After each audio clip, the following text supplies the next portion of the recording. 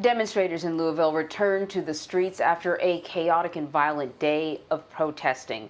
Dozens of people were arrested last night as several U.S. cities joined Louisville in protesting the grand jury's decision not to indict any of the 3 officers involved in the Breonna Taylor fatal shooting. Now, Scott Roberts is here to give us a little more insight. Scott, you are the Senior Director of Criminal Justice Campaigns for Color of Change, a nonprofit that creates campaigns to end racist practices towards the Black community. Boy, you got a lot going on, I'm sure, these times. Scott, Tamika Palmer, Breonna Taylor's mother, says that the system failed her daughter by not indicting the officers that killed her. What do you say? Well, we have to agree. Tamika Palmer and the entire family should want some sort of justice for Breonna Taylor. Unfortunately, this system has shown us again and again it's not constructed to either give justice to Black people or to hold police officers accountable. I think one of the biggest challenges, and that we heard in this press conference from the family, is that prosecutors, those who are have some of the only power to really hold police officers accountable after acts of police violence, are often on the side of police, advocating for the police.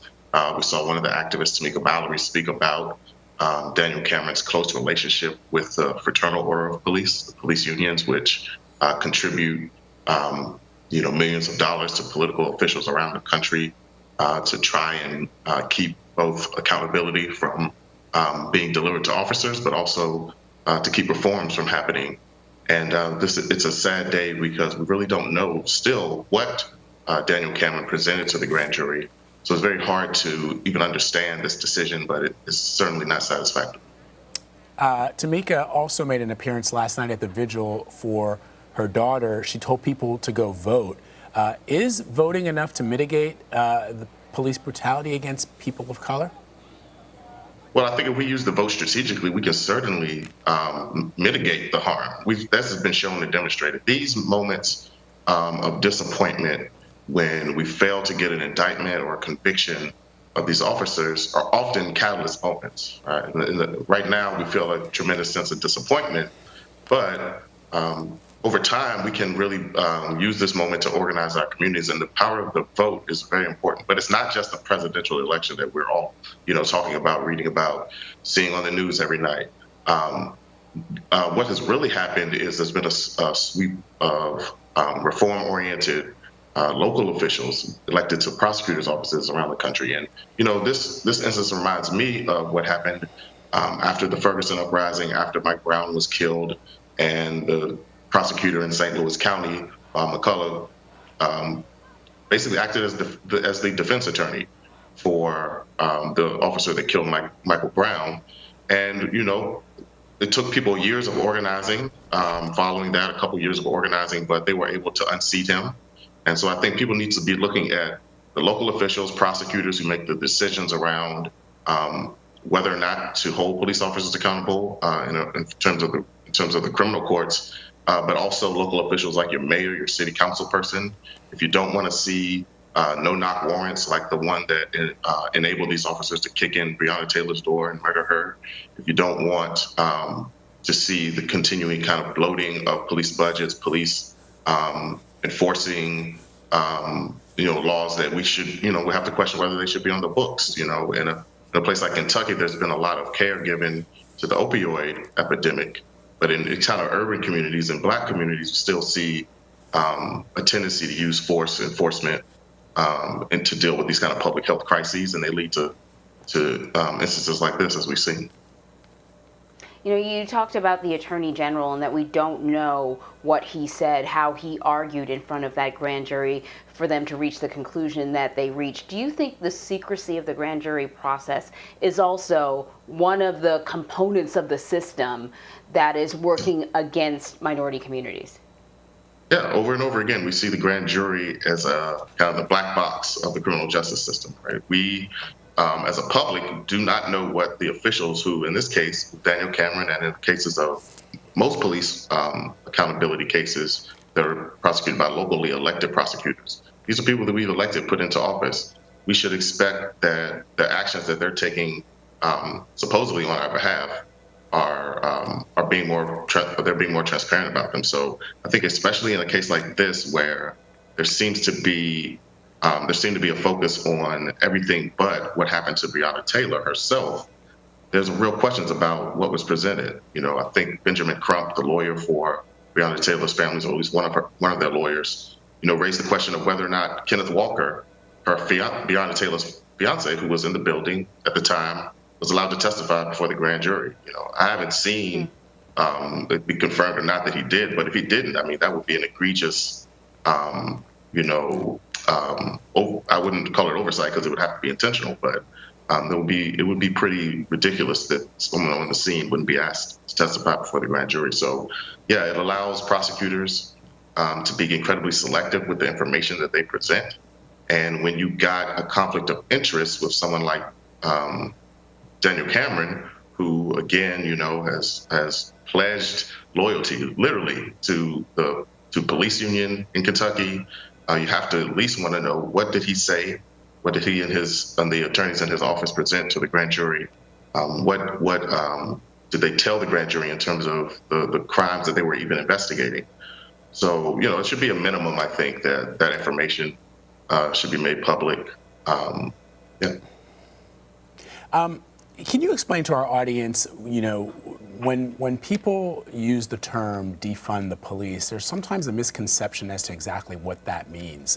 For example, I saw the Reverend Al Sharpton in making some comments recently explain that in many instances, of course, you still need the police to protect people from actual crimes, because crimes do occur. But what does it mean exactly when we use that term defund the police, when activists use that term defund the police, and how it can be highlighted in cases, for example, when they may have to deal with a person who's experienced some mental difficulties, or having police officers taking on multiple roles and multiple jobs that they weren't originally intended to do?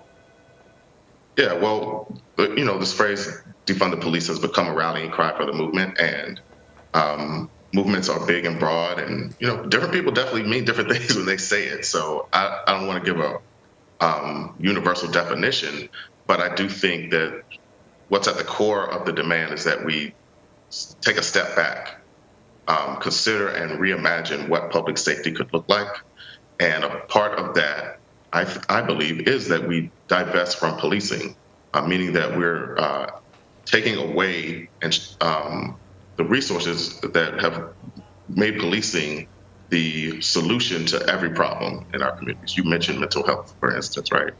When we're talking about defunding the police, one of the, I think, pieces of shorthand that I use is just shrinking the size and scope of policing, right? So shrinking the size of policing, we've seen that debated in budget debates, especially right now when we have budget shortfalls in places around the country, and all types of services are being cut. Education, healthcare, kind of mental health services that communities need, things that really keep our communities safe, and we're struggling to even get stimulus into the hands of people who are unemployed, things like that. Meanwhile, police budgets are continuing to grow, and they have, for decades, and they've not necessarily meant that we've gotten the results that we want in terms of public safety. So I think we're talking about shrinking the scope of policing. We're talking about what are the things that we can be addressing in a different manner. You brought up mental health. Daniel Prude was killed in Rochester, New York, months ago. The story really broke just weeks ago, and we saw someone who was having a clear mental health crisis responded to with force and ridicule by police officers. And it's really easy to just ask the question, how the result would have been different. And I should say Daniel Prude died after being suffocated after police officers placed a spit hood over his head and held him to the ground.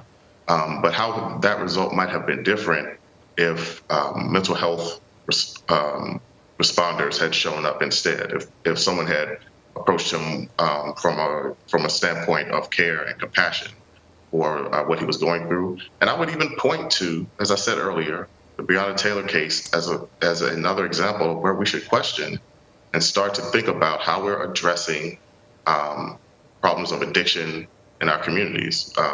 Over and over again, we see this kind of overuse of force in policing and the over incarceration. Most Americans agree that we've got too many people locked up because of the drug war.